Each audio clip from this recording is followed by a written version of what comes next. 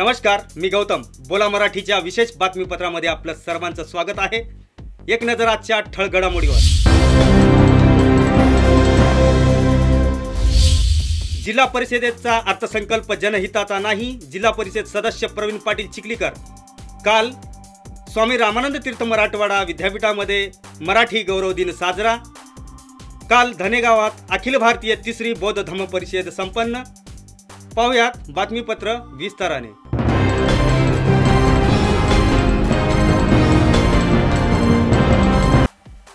अर्थसंकल्पीय सभेच्या सूचीमध्ये 5 प्रश्नांचा समावेश करण्यात आला होता.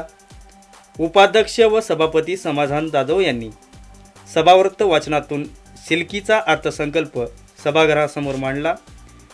जिल्हा परिषद सदस्य प्रवीण पाटील यांनी शासन निर्णयानुसार अर्थसंकल्पामध्ये सामूहिक लाभासाठी 30% व वैयक्तिक लाभासाठी 40% निधी अनिवार्य आहे.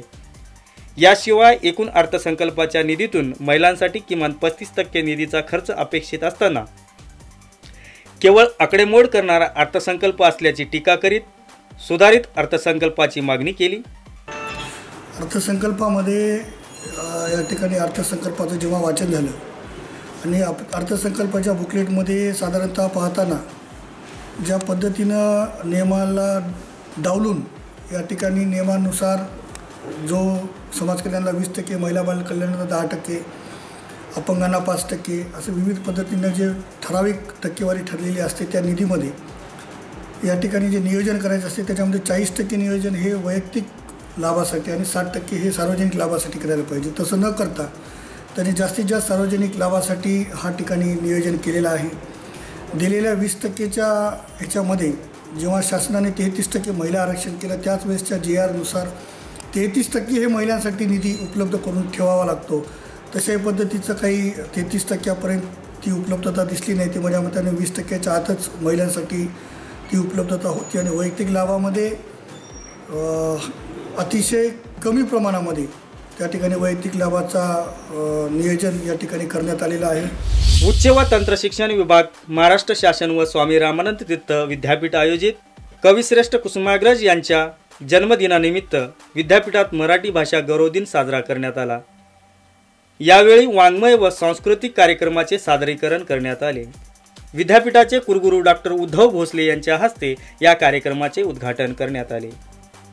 यावेळी उच्च शिक्षण विभागाचे सहसंचालक बळीराम लहाने, कुलसचिव डॉक्टर राजन मुलानी, वित्त व लेखाधिकारी डॉक्टर गोविंद कतलाकुटे आणि परीक्षा व मूल्यमापन मंडळाचे संचालक रवी सरोदे यांची प्रमुख उपस्थिती होती. यावेळी साहित्य अकादमी पुरस्कार प्राप्त कवी श्रीकांत देशमुख हे ग्रामीण कविता आणि बोलीभाषा, डॉक्टर सुरेश सावंत हे मराठी भाषेपुढील आव्हाने आणि उपाय, स्नेहलता स्वामी तहसीलदार ह्या प्रशासनातील भाषा, निर्मल कुमार सूर्यवंशी हे मराठीच्या भवितव्यासाठी प्रकाशन व्यवसायाची जबाबदारी, डॉक्टर सचिन नरंगले हे मोबाईल व संगणकावर मराठी वापर, राजेश मुखेडकर हे मराठी लेखन दोष निवारण या विषयावर विशेष व्याख्याने सादर केली आहेत.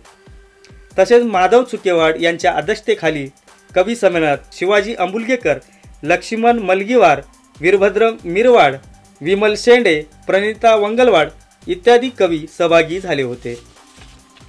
माय मराठीच्या जागरणासाठी वाङ्मय व सांस्कृतिक कार्यक्रमाची भारदार मैफिल रंगली होती. विद्यापीठ व विद्यापीठ परिसरातील रसिक साहित्यप्रेमी विद्यार्थी व नागरिक मोठ्या संख्येने उपस्थित होते. धनेगाव तालुका जिल्हा नांदेड. आज दिनांक 27 फेब्रुवारी स्थळ सूर्यपुत्र भैयासाहेब आंबेडकर नगरी, राठोड कॉर्नर, हैदराबाद रोड, धनेगाव येथे तिसरी अखिल भारतीय बौद्ध धम्म परिषद संपन्न झाली. आज सकाळी 10 वाजता भदंत पयाबोधी यांच्या हस्ते धम्मध्वजारोहण करण्यात आला. त्यानंतर धम्म मिरवणूक काढण्यात आली. या धम्म मिरवणुकीमध्ये हजारो बौद्ध उपासक उपासिका, बालक बालिका उपस्थित होते. ही धम्म मिरवणूक गावातील मुख्य रस्त्यावरून काढण्यात आली. त्यानंतर दुपारी 12 वाजता भिक्खू संघाची धम्मदेशना घेण्यात आली. भदंत पयाबोधी, भदंत शीलरत्न, भदंत सुबुती, भदंत संघप्रिय, भदंत रोहन, भदंत संघरत्न यांनी उपस्थितांना धम्मदेशना दिली. यावेळी हजारो बौद्ध उपासक उपासिका धम्मदेशना ग्रहण केले. आजचं बातमीपत्र संपलं. पाहत राहा बोला मराठी. ताज्या अपडेटसाठी गुगल प्ले स्टोअरवरती जाऊन डाउनलोड करा बोला ॲप. धन्यवाद.